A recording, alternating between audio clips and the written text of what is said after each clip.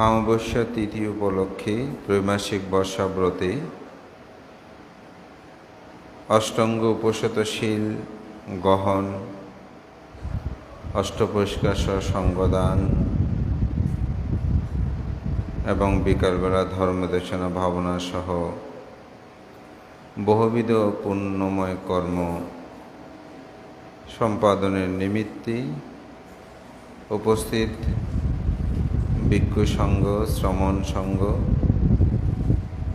উপসৎশীল গ্রহণকারী উপাসক উপাসিকা দায়ী দায়িকা বিন্দু, আপনাদের সকলের প্রতি মৈত্রী চিত্তে পুণ্যদান ও আশীর্বাদ জ্ঞাপন করছি।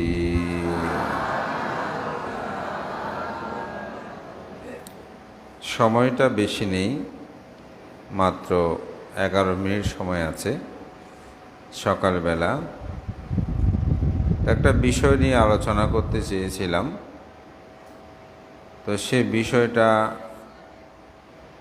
একটু একটু করে বলবো। বিকালে আজকে আমার আলোচ্য বিষয় হচ্ছে আত্মহত্যা মহাপাপ।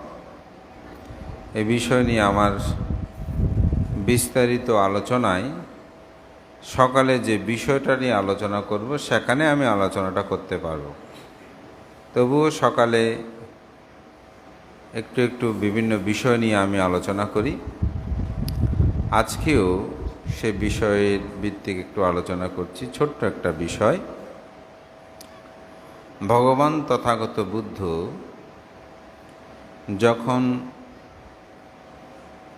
কর্কপত্তক নামক একটি জায়গায় গিয়েছিলেন, কৌশম্বিতে,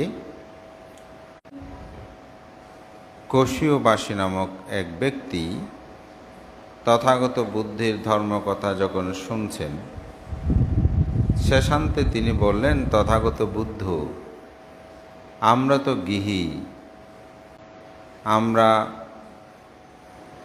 অর্থ, বৃদ্ধ, স্ত্রী, পুত্র, কন্যা, ধন সম্পদ, গান, বাদ্য বাজনা, বিলোপনাদি এই ধরনের কর্ম আদি আমরা সম্পাদন করে জীবন অতিবাহিত করি।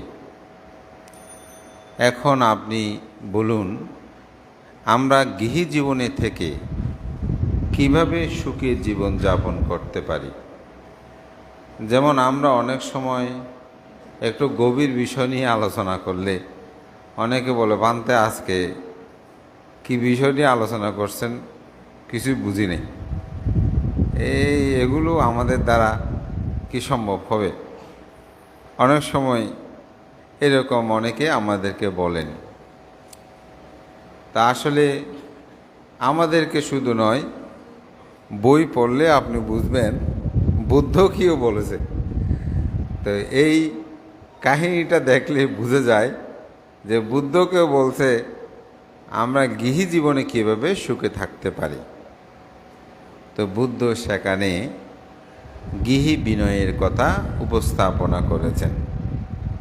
তো বুদ্ধ বলছেন, আপনারা এইসবের মধ্যে থাকলেও 4টি বিষয় যদি রক্ষা করে চলেন, আপনাদের জীবনটা সুন্দর হবে।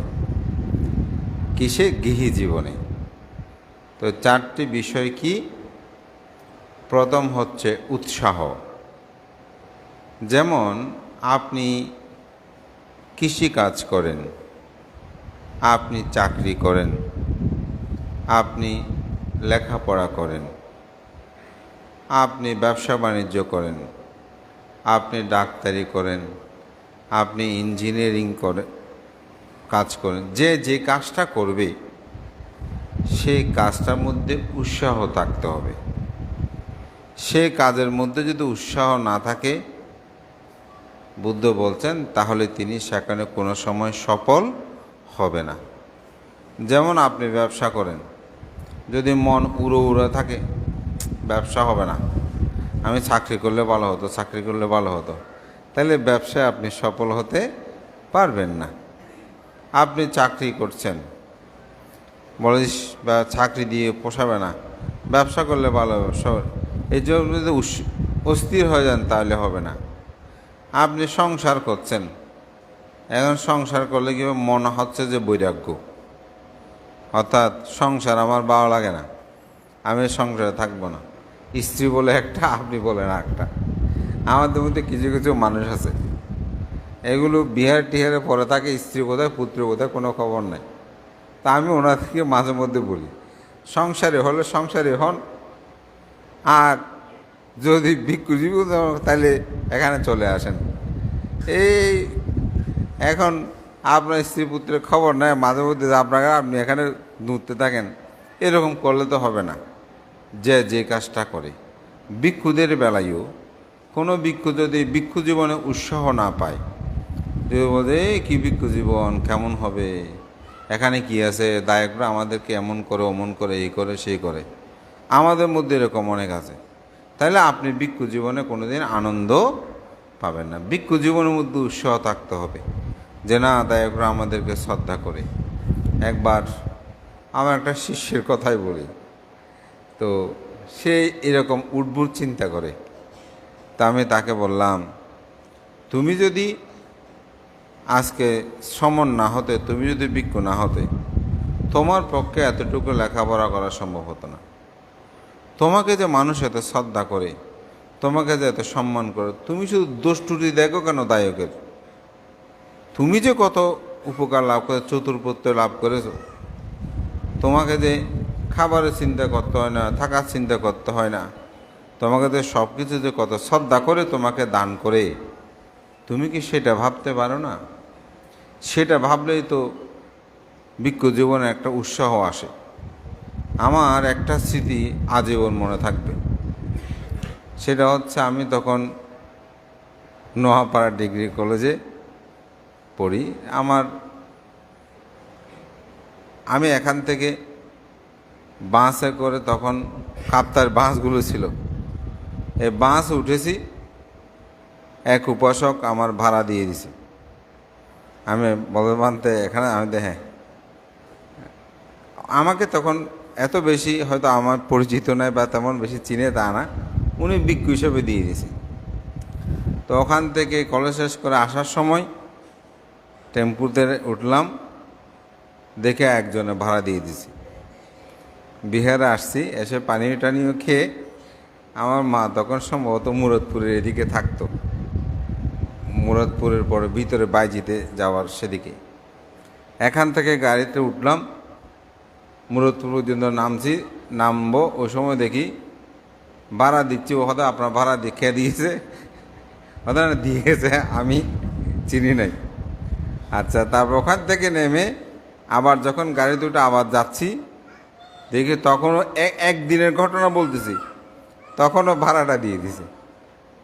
এখন আসার সময় গাড়িতে উঠছি, ওখান থেকে মুরাদপুর আসা পর্যন্ত ভাড়াটা আমি দিয়েছি 3 টাকা না করে, আমার এখনও মনে আছে। আবার ওখান থেকে উঠে এখানে যখন আসতেছি, তখনও ভাড়াটা একজনে দিয়ে দিছে। এটা আমার জীবনে একটা মানে স্মরণীয় ঘটনা। তো আমি চিন্তা করতেছি, আমি ভিক্ষু বলে অপরিচিত, এখানে কিন্তু কেউ আমার পরিচিত বলে আমার মনে হয় না। অনেকেই, একজনের তো পরিচয় দেয়নি, ভাড়া দিয়ে গেছে যে, তো আর যেন বলতে ভানতে আমি ভাড়া দিয়ে দিয়েছি, আপনার কোনো সমস্যা না, ভাড়া দিতে হবে না। আমি দিতে চেয়েছি সৌজন্যতা, বলতে না বান্ধব আমাকে পুণ্য লাভের সুযোগ দেন। এখন পুণ্য লাভের সুযোগ দিয়ে বলে তো আপনি আর কিছু বলতে পারেন না। তখন আমি আসলে সেদিনই সন্ধ্যায় বন্দনার সময় পুণ্যদান করলাম ওনাদের, এবং সাথে সাথে ভাবছিলাম, আমি ভিক্ষু বলে আমি ভালো কি খারাপ সেটা তো জানে না, কিন্তু আমি মুন্ডুকো মস্তক, আমার গেরুয়া বসন আছে, এই কারণেই মানুষ যে কত শ্রদ্ধা করে ভাড়াটা অনেকেই আপনারা দেন, অনেকেই দিয়েছে, আমি সেটা জানি।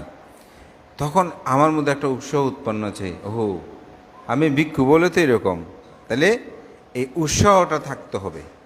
আপনারও আপনার যে কাজ করবেন সেখানে উৎসাহ থাকতে হবে। এখন রান্না করে করে কি জীবন যাবে? এরকম বললে রান্না করা যাবে না, দুঃখ আসবে।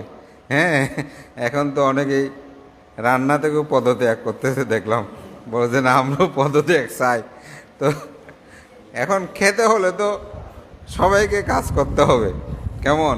তো তো সেজন্য উৎসাহ থাকতে হবে সব ক্ষেত্রে। পুরুষেরা চাকরি করুক, যে কাজটা করবে, বুদ্ধ বলছেন সৎ কাজ সেটা, সেখানে উৎসাহ থাকতে হবে। দ্বিতীয় হচ্ছে উৎসাহ, আরেকটা হচ্ছে উৎসাহ, আরেকটা হচ্ছে সংরক্ষণ। আপনি যে সম্পদ আদি অর্জন করবেন, সেই সম্পদ আদি আপনাকে যথাযথভাবে সেগুলো রক্ষণাবেক্ষণ করতে হবে। কেন? আপনি যদি 1 টাকা আয় করেন, 2 টাকা ব্যয় করেন, তাহলে হবে না। আপনি যা পেয়েছেন তা শেষ। অনেক মানুষ আছে খজ্জদার করেও দান করে, এটা আমরা দেখেছি। এই দানটা করে আসলে কোনোভাবেই কি হবে না, তিনি স্বস্তি লাভ করতে পারবে না। শূন্য লাভ হবে না সেটা আমি বলবো না, কিন্তু মানসিক যন্ত্রণা হবে। এখন টাকা তো দান করে দিলাম, এখন আমি কিভাবে চলব? তো এই দানে কি আপনি সুখ পাচ্ছেন? দান করে সুখ পাওয়ার কথা, এখন দান করে তো তিনি কি পাচ্ছেন? দুঃখ পাচ্ছেন। তাহলে দান করে সুখটা হলো, আপনি বান্তের কথা একটু পেজে পড়ে গেলাম, বান্তের সামনে বলে ফেলছে, এখন কি করব? তো এরকম ভান্তে ধরেও বলা উচিত না, একটা লোক যাতে বিপদে পড়ে, সোজা কথা যেটা। আবার আপনারও কোনোরূপভাবে লজ্জায় পড়ে দেওয়াটাও উচিত আমি মনে করি না। আপনার যতটুকু সামর্থ্য আছে সে অনুসারে দান করবেন, তাহলে আপনি সে দানের মধ্যে সুখ পাবেন। কিন্তু যদি আপনি সেভাবে না, তাহলে হবে না। তো সংরক্ষণ কি? আপনার সম্পদ, অর্থ, বৃত্ত যা কিছু আছে এগুলোকে যথাযথভাবে রক্ষণাবেক্ষণ করা। আপনার একটা সুন্দর জিনিস বৃষ্টিতে ভিজতেছে, অলসতা করে সেটা আপনি নিচ্ছেন না। কাপড় কতগুলো শুকাতে দিয়েছেন, জ্বর একটু না, অলসতা করে কাপড় সেগুলো আপনি ভিজছে আর রোদ্রে শুকাচ্ছে, নষ্ট হয়ে যাচ্ছে, এটা আপনার সম্পদ না? এরকম নষ্ট হয়ে যাচ্ছে। এভাবে অনেকে সম্পদ নষ্ট করে। এগুলো ব্যাখ্যা দিলে ভালো লাগতো, কিন্তু সময় নাই। তো এরকম অর্থ বৃত্তগুলোকে যথাযথভাবে কী করতে হবে? সংরক্ষণ আপনাদেরকে অবশ্যই করতে হবে। তৃতীয় হচ্ছে সৎ লোকের সংস্রব। আপনি যার সাথে মিশবেন সে মানুষটা যেন ভালো মানুষ হয়, সৎ মানুষ হয়। আপনি যদি ভালো মানুষের সাথে না মিশেন তাহলে কিন্তু বিপদ আছে। যেমন আপনি অসতের সাথে মিশছেন, দেখবেন অসৎ আপনাকে সেদিকে নিয়ে যাচ্ছে। মদ খায় যিনি, মদতি বলি আমরা, মদ্যপায়ী ব্যক্তি, ওনার সাথে মিশবেন, মদ খেতে হবে না, পাশে বসতে বসতে দেখবেন আপনার নাম সুনাম সব হয়ে যাবে। বোঝা ও মুখের সাথে চলে, তিনিও বোধহয় মদ। অর্থাৎ সৎ লোকের সংস্রব, ভালো মানুষের সাথে আপনাকে মিশতে হবে। অসৎ মানুষের সাথে মিশলে আপনার জীবনটা অন্ধকারাচ্ছন্ন হবে। সৎ লোকের সংস্রব, এটা হচ্ছে আপনার তৃতীয় শর্ত। চতুর্থ শর্ত হচ্ছে কি? শৃঙ্খলাবদ্ধ জীবন। এই জীবনটা শৃঙ্খলা থাকতে হবে। শৃঙ্খলা আছে আমাদের? ঘুমায় কটায়, উঠি কয়টায়, আমাদের ঘুমের শুধু কথা বলছি। আমাদের অনেক ছেলে মেয়ে তারা সবাই বিজ্ঞানবাদী, কথা বললেই বিজ্ঞানের কথা বলবো। আমাদের বিজ্ঞান তো এটা সেটা, বিজ্ঞান তো জন্মান্তর কি আছে না, এগুলো বিশ্বাস করতে চায় না। স্বর্গ নরক আছে কি না এগুলো দেখে কিনা, তারা বিবিধ প্রশ্ন করে। তো তাহলে তোমরা বিজ্ঞানকে বিশ্বাস করো, বলো যে হ্যাঁ আমাদের বিজ্ঞানই সব কিছু। তো তাদেরকে যখন বলি বিজ্ঞানে, এখন বিজ্ঞান গবেষণায় বলছে যে রাত 10টার মধ্যে ঘুমিয়ে যেতে হবে, ভোর 4টার মধ্যে উঠতে হবে। এখন তো বিজ্ঞানবাদী সবাই হাসতেছে, হ্যাঁ। তো এখন এরা ঘুমায় কয়টায়? সবাই ঘুম যায় যে বর্তমানে রাত্রে বেশি পড়া ভালো, কিন্তু বিজ্ঞানীরাও বলতেছে ভোরবেলা উঠে পড়াটা ভালো। এটা মস্তিষ্কের সেলগুলো 10টা থেকে সে 4টার মধ্যে, হ্যাঁ, এগুলো বৃদ্ধি পায়। তাতে মস্তিষ্ক ভালো থাকে, প্রেশার নিয়ন্ত্রণ থাকে, বিভিন্ন রোগ ব্যাধি থেকে মুক্ত থাকে। তাহলে ঘুমানোর কথা কয়টায়? 10টায়। ঘুমায় কয়টায়? এটা আমাকে বলতে হবে না, এখানে মা বাবা সবাই আছেন, আপনারা সবাই সেটা জানেন। আমরা তো ভোরবেলা একটু ফাঁকে গেলে বুঝতে পারি, বলো যে বানতে আশীর্বাদ করেন, একটু আমার তো ছেলে মেয়ে কই, বলে বানতে একটু রাত জেগে পড়ে, তো এখনও ঘুম থেকে উঠে নাই, এই ঘুমাইছে যে 3টা বাজছে। তো এখন রাত আর দিন এগুলো পার্থক্য আছে না? দিনে কি করতে হবে, রাতে কি করতে হবে, একটা নিয়ম আছে না? তো এখন তারা তো বিজ্ঞানবাদী, কিন্তু তারা ঘুমায় 2টা বাজে, 3টা বাজে, 12টা বাজে হলো। তো এই হচ্ছে শৃঙ্খলাবদ্ধ। এটা যেতে শৃঙ্খলা কি, আপনি কি কাজগুলো করবেন, কখন কী করবেন, সেটা আপনাকে করতে হবে। আপনার জীবন চলার পথে আপনাকে প্রতিটি কাজ, মায়ের, বাবার, স্ত্রী, পুত্র, কন্যা, তাদের সাথে কীরূপ আলোচনা, কীরকম ব্যবহার, কিভাবে চলতে হবে, এটা মানুষের পোশাক আশাক, এগুলো আপনি কীরকম করে পরিধান করবেন, কিভাবে চলবেন, স্নান করবেন, দাঁত ব্রাশ করবেন, মাথায় চুলে তেল দেবেন, কীভাবে আপনার জীবনটা চলবে, একটা মানব জীবনের শৃঙ্খলা আছে না? বুদ্ধ বলছেন এই শৃঙ্খলাবদ্ধ জীবন, এই 4টি বিষয় যদি পরিপূর্ণ সাধন করে, 4ই গুণধর্ম রক্ষা করে। 4 গুণধর্ম কি? শ্রদ্ধাগুণ, দানগুণ, শীলগুণ, প্রজ্ঞাগুণ। এই 4টি গুণধর্ম যদি রক্ষা করে চলে, তাহলে তার জীবন সুন্দর হয়। এই সূত্রটার নাম হচ্ছে ব্যজ্ঞপর্য সূত্র। বুদ্ধ গৃহী বিনয়ে এই ব্যজ্ঞপর্য সূত্রটা দেশনা করেছেন। আপনাদের সবার মঙ্গল সুখ কামনা করে এখানে এক একটা বিষয় নিয়ে একটু আপনাদের গৃহী জীবন কীভাবে চলছে তার একটু ব্যাখ্যা দিলে, যেমন প্রথমটা একটু বিস্তারিত বলেছি, আপনাদের আরও ভালো লাগবে। তো আশা করি সেই রকম বিষয়টা আগামীবারে ওই 4টি গুণধর্ম যেটা প্রয়োজন, যে শ্রদ্ধাগুণ, দানগুণ, শীলগুণ, প্রজ্ঞাগুণ, এই বিষয়টা নিয়ে আলোচনা করব। আজকের বিকালবেলার আমার যে বিষয়টা আছে, সমসাময়িক আমরা কিছু বিষয় দেখতে পাচ্ছি। আমাদের অনেক ছেলে মেয়েরা এখন আত্মহত্যা করছে। এটা এমন হয়েছে কি, যে কালকে একটি দেখলাম যে ফেসবুকে একেবারে তার লাইভ দিয়ে ছেড়ে দিয়ে তারপর সে আত্মহত্যা করলো। কি মর্মান্তিক! আমাদের সমাজ, আমাদের নৈতিকতার কত অধপতন হয়েছে। তা আমি সেজন্যই চিন্তা করেছি এই বিষয়টা নিয়ে একটু আলোচনা করব। আমাকেও একটা ছেলে মুন্নাবুর এসে বলছে, বানতে আপনি একটু এই বিষয়টা নিয়ে আলোচনা করেন। তা আমি অবশ্য মাঝে মধ্যে ছিটেপুটে এই বিষয়টা নিয়ে আলোচনা আগেও করেছি, তবে এবার চিন্তা করলাম যে এই বিষয়টা নিয়ে একটু বুদ্ধ ধর্ম দর্শন কি বলে, সেভাবে সে আলোকে আমি আলোচনা করব। তা আজকে আমাদের 3টা থেকে 4টা বিদর্শ ভাবনা এবং 4টা থেকে আমার ধর্মদর্শনটা শুরু হবে। সবাই উপস্থিত থাকবেন। যদি সম্ভব হয় আপনাদের তরুণ যে ছেলে মেয়ে আছে ওদেরকে একটু সাথে করে নিয়ে আসবেন, কারণ ওরাই অনেক সময় মানসিকভাবে অসুস্থ হয়ে পড়ে, মানসিকভাবে বা হেজিটেশনে পড়ে, তারাই এখন আত্মহত্যার দিকে বেশি ঝুঁকি হচ্ছে। তো তাদেরকে ধর্ম জ্ঞানটা দেওয়াটা একান্ত দায়িত্ব এবং কর্তব্য বলে আমাদের মা বাবাদের উচিত। আমরা তো শুধু বললে হবে না, তাদেরকে সেরকম ক্ষেত্রে নিয়ে আসতে তো হবে। তো সুতরাং একটা লাইভে দেখা আর এখানে দেখা, বসে শোনার মধ্যে অনেক পার্থক্য আছে। লাইভে হলে আপনাদের কাউকে আসতে হতো না, ওখানে থাকতেন। এখন তো মানে অনলাইন আছে, তো শিলা শাখা নিলে তো হয়ে যেত। কিন্তু সামনাসামনি বসা আর লাইনে বিভিন্ন কাজ থেকে উঠতে হয়, এই হয় সেই, কিন্তু এখানে একাগ্রতাটা বেড়ে যায়। তো তাদেরকে একটু সন্তানদেরকে যদি নিয়ে আসেন, আমার মনে হয় সেটা ভালো হবে।